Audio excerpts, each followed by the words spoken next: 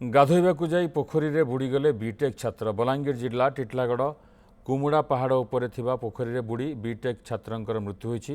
ମୃତ ଛାତ୍ର ଜଣକ ଗୋଳାବାରୁଦ କାରଖାନା ଟାଉନ୍ ଇଲେକ୍ଟ୍ରିକାଲ ମେଣ୍ଟେନାନ୍ସ ସେକ୍ସନର ଜୁନିୟର ୱାର୍କସ ମ୍ୟାନେଜର ସୁନୀଲ କୁମାରଙ୍କ ଗରିହଙ୍କ ଏକମାତ୍ର ପୁଅ ବିପୁଳ ଗରିହ। ବଡ଼ମାଳ ଗୋଳାବାରୁଦ କାରଖାନାର 9 ଜଣ ଛାତ୍ର ଏକାଠି ହୋଇ ଟିଟିଲାଗଡ଼ର ହୋଟେଲ ଡିଏନ୍ ରିସୋର୍ଟକୁ ଖାଇବାକୁ ଯାଇଥିଲେ। ହୋଟେଲର ସୁଇମିଂ ପୁଲ୍ କାର୍ଯ୍ୟକ୍ଷମ ନଥିବାରୁ ସେମାନେ ହୋଟେଲରେ ଖାଇବା ଅର୍ଡର ଦେଇ କୁମୁଡ଼ା ପାହାଡ଼ ଉପରେ ଥିବା ଏକ ପୋଖରୀକୁ ଗାଧୋଇବାକୁ ଯାଇଥିଲେ। ପହଁରା ଜାଣିନଥିବା ସବୁ ସାଙ୍ଗ ମେଳି ହୋଇ ପୋଖରୀକୁ ପଶିଥିବା ବେଳେ ଗୋଡ଼ ଖସିଯାଇ ଜଣେ ପାଣିରେ ବୁଡ଼ି ଯାଇଥିଲେ। ପାହାଡ଼ ଉପରେ ଥିବା କିଛି ଯୁବକ ସେମାନଙ୍କୁ ଉଦ୍ଧାର କରିବା ସହ ବୁଡ଼ି ଯାଇଥିବା ଛାତ୍ରକୁ ଖୋଜାଖୋଜି କରି ତାଙ୍କ ମୃତଦେହ ଉଦ୍ଧାର କରିଥିଲେ।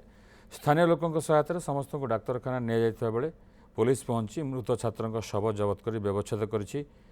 ବିପୁଳ ଭିସୁଟ୍ ବୁର୍ଲା କଲେଜର ବିଟେକ୍ ଦ୍ୱିତୀୟ ବର୍ଷର ଛାତ୍ର ଥିଲେ। ଏହି ଅଭାବନୀୟ ଘଟଣାକୁ ନେଇ ଡାକ୍ତରଖାନା ପରିସରରେ ଶୋକାକୁଳ ପରିବେଶ ଦେଖିବାକୁ ମିଳିଥିଲା। ଟିଟିଲାଗଡ଼ ପୋଲିସ ଏନେଇ ତଦନ୍ତ କରୁଛି।